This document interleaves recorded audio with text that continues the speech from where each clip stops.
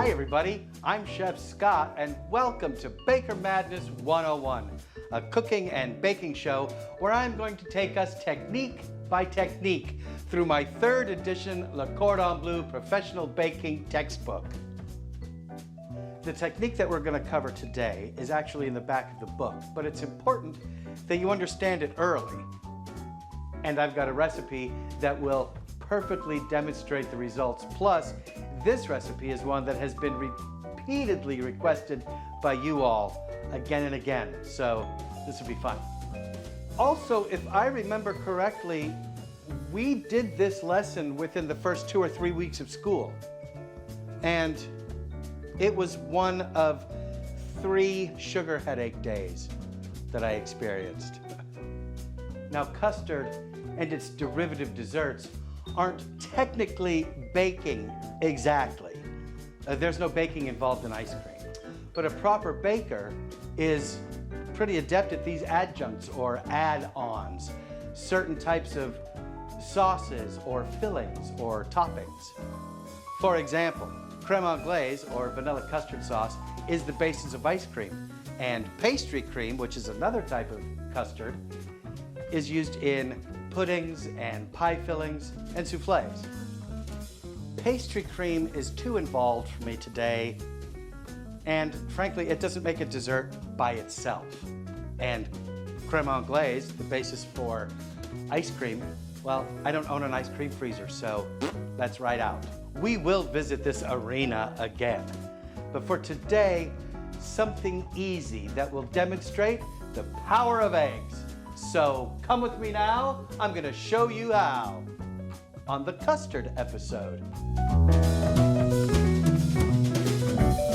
Okay, well, welcome to the Baker Madness Luxury Living Room Mega Studios, also known as the Kitchen of the Mind. Today, I'm all set up to demonstrate crème brûlée, which translates as burned cream, and we'll get to that burned part in a minute. But first, we need some crème.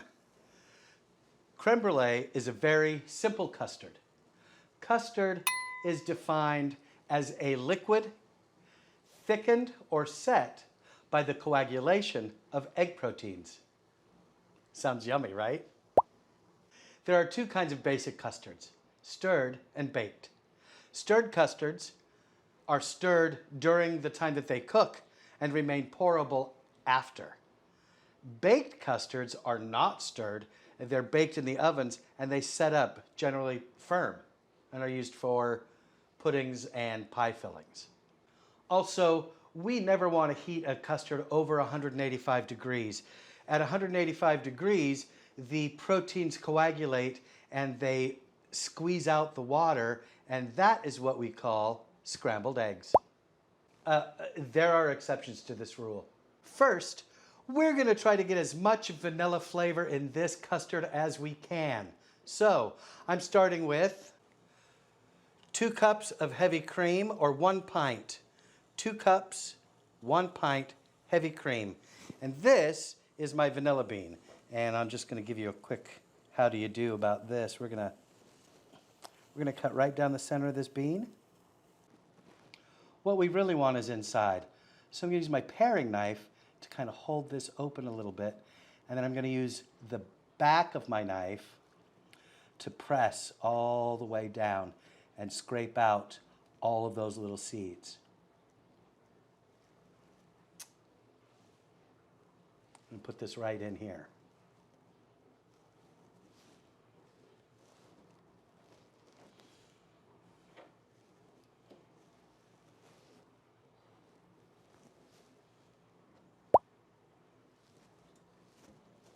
And now we're just going to let this cream come to scalding. Scalding cream will steam, and you'll see tiny bubbles around the edge. We don't want to bring this to a full boil. I'm not completely sure if my camera is picking it up, but we're starting to get a little bit of a film on the top of the cream. So what I'm going to do is turn it off. I'm going to take it off of the heat, and I'm going to cover it. And we're going to let this sit here, for about 15 or 20 minutes. let that vanilla really infuse into the cream. Be right back. Hi guys, we're back. And I just want to show you this. This is 4 egg yolks. This is my 2 cups of cream that's been infusing with vanilla for half an hour. I sort of got sidetracked. So we're bringing that back to temperature right now. And I've got my eggs here. This is 4 egg yolks. This is 1/4 cup or 4 tablespoons, 2 ounces of pure white sugar. We're going to put that right in our eggs, and we're going to mix this right away. One of the lessons to learn today is if you add sugar to your eggs, make sure that you don't let that sugar sit there. Make sure you mix it up right away. Sugar will chemically burn the proteins in your egg, and you will end up with little bits of sticky, chewy goop. So when you're adding sugar to eggs, always make sure that you mix it in right away. And this is 1/4 teaspoon of salt. Give that a little swirl. You can see it's steaming really nice. Pull it off. Now we're just gonna temper these eggs slowly. Watch how this goes. Just a little bit. And never stop whisking.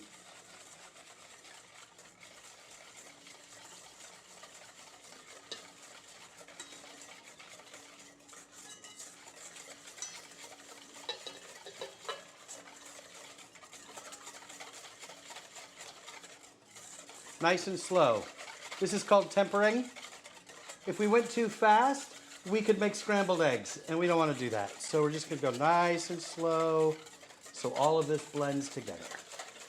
This is 1 teaspoon of my very favorite vanilla extract, high quality vanilla extract that I'm also adding to the mix to really pump that up. If you don't have a vanilla bean, make your sauce like normal, and when you get to this place and once you get off of the heat and you temper your eggs in, then add your vanilla. Now I'm gonna pour this whole thing through this chinois. Chinois, it's a French word. Chinois, also just fine mesh sieve. La la. And this is gonna remove those pods and any clumps that we might have made when we made our custard. And so there's our custard, ready to be made into crème brûlée. Here's the next step. Once your crème brûlée is ready, I like to set it in the oven because there's a lot of variants that can go on. So we're just gonna add our crème brûlée. We're gonna leave some headspace at the top. We don't want to fill it all the way up because we're gonna put that delicious caramel on the top. Ooh, that's... And it looks like this recipe makes 4 perfect crème brûlées. Now, before we go into the oven, I'm going to add water. And this is why we fill it up in the oven already, because there's so much danger here. This water is a very important piece of the whole recipe. The water is going to protect the custard from the heavy heat around it. Also, the steam that's produced is going to help protect the top of the custard from direct heat. So we want to put that almost all the way up to the top. And then we're just going to put this in so slowly, so gently.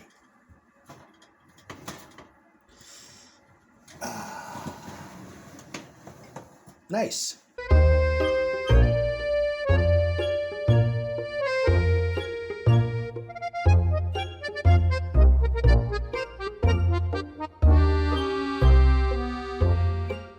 All right. Everybody knows what's coming next. It's the grand finale. But first, I'm going to offer you a little tip that you might not even think of. Something that's so simple, you might even forget. Garnish. And this takes almost no imagination at all. do a strawberry. Is it huge? Cut it in half and display it cut side up. Is it medium or small? Cut it in slices, but keep the top on to form a fan.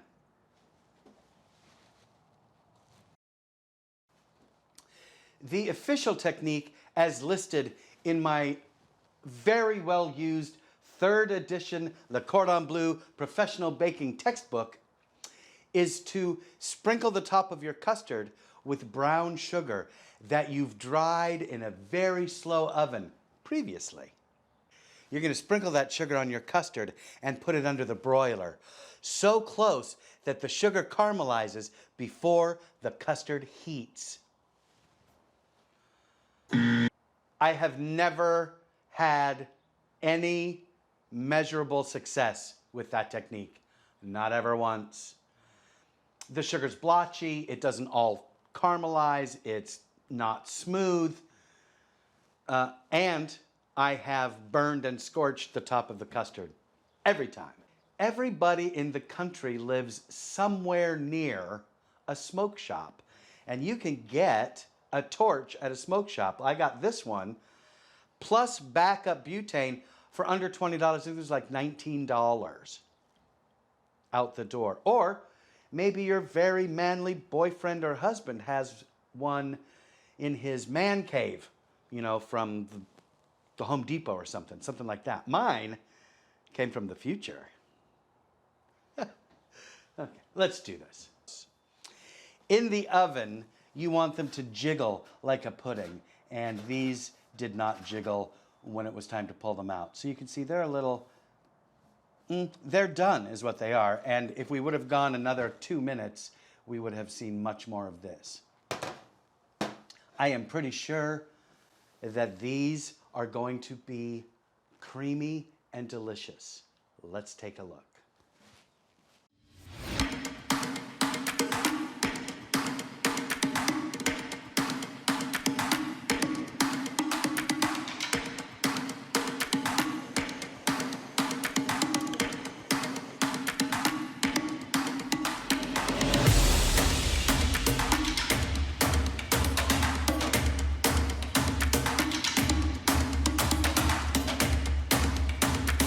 Want to see it again?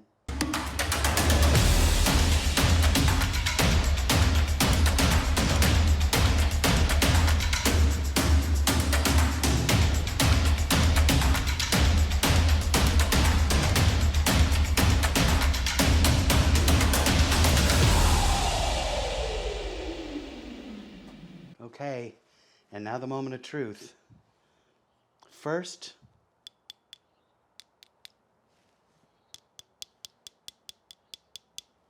oh my God. Next,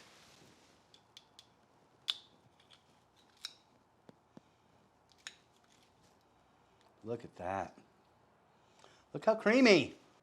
We made this from scratch, from ingredients that we had or that we could buy. It didn't exist. We created it. Oh my God.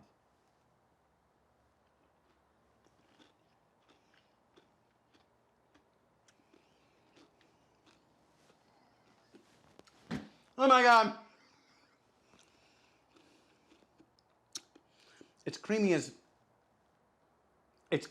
anything, you guys. It is super duper creamy. You can see the little specks of vanilla. So you can see how thin I want that crust. It should be very crisp. So just add just not very much sugar on the top. You're looking for a nice crispy coating. You're not looking for a Jolly Rancher, okay? You want it to be delicate. One last thing I want to mention about the brulee. The brulee does not last. You want to burn these just before you serve them.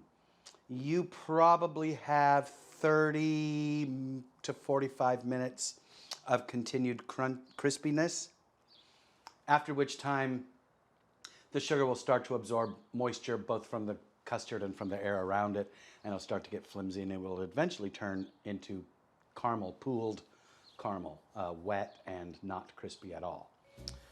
So, custard, freeze it, bake it, brulee it, love it. We're gonna make a lot more custard in the future, but for today, enjoy and make this goodness. And I'll see you next time on Baker Madness 101. Nom nom nom nom nom.